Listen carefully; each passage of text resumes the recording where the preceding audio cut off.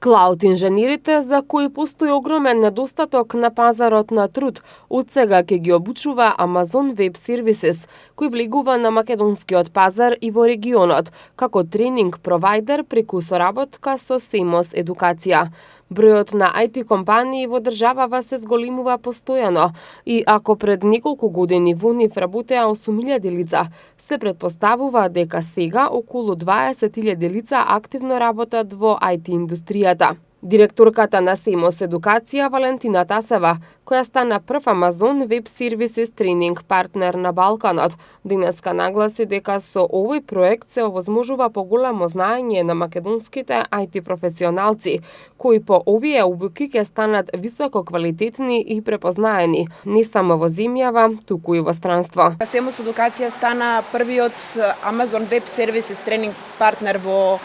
на Балканот, значи за териториите на Северна Македонија, Србија, Косово и Албанија, придонесувајќи да донесеме технологија која што опфаќа над 53% од целиот светски пазар во клауд решенија и придонесувајќи на тој начин да донесеме знаење, да развиваме знаење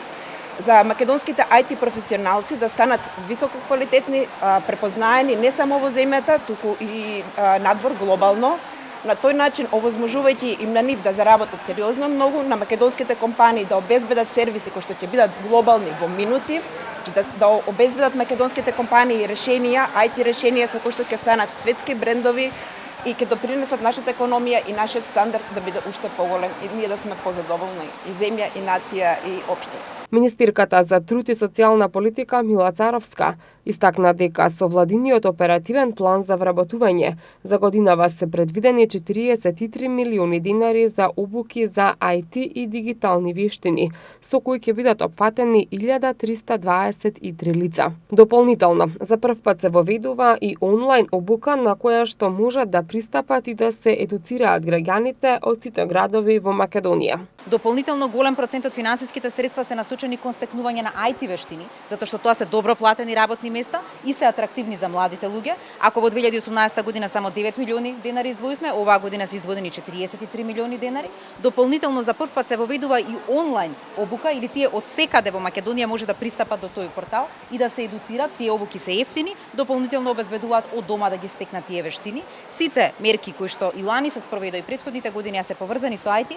покажуваат дека навистина е голема вработливоста и бројот на вработени млади луѓе кои што ги поминале овој тип на вештини. Треба да се млади лица до 29 години, има некои кои што исто така дозволуваат и повозрасни луѓе да се вклучат, треба да имаат претходни знаења затоа што поминуваат низ тестирања во самите компании, треба да имаат предзнаења, но во секој случај има обуки кои што се дизајнирани така и да немате никакво предзнаење, но треба да имате одредени, да речеме, капацитети кои што се потребни за да може да аплицирате, но секако тие се отворени во агенцијата за вработување и ги повикувам сите млади луѓе да се обратат таму и да побараат поддршка во процесот на аплицирање. Заложбите на Министерството за информатичко општество и администрација, според зборовите на министерот Дамјан Манчевски, се земјава да стане следна ИКТ дестинација. Секако дека дигитализацијата сама по себе не може да ја спроведе ниту владата, ниту институциите, доколку тоа не го следат граѓаните, луѓето и пред се IT компаниите. Секој успех на компаниите, секој успех и на државата и ова е само уште една од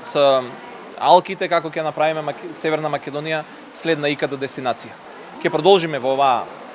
насока да работиме понатака, надеваме следната година уште повеќе финансиски средства ќе се одвојат токму за овој тип на сертификации на вештини за младите луѓе и продолжуваме понатака во напорите на дигитализација на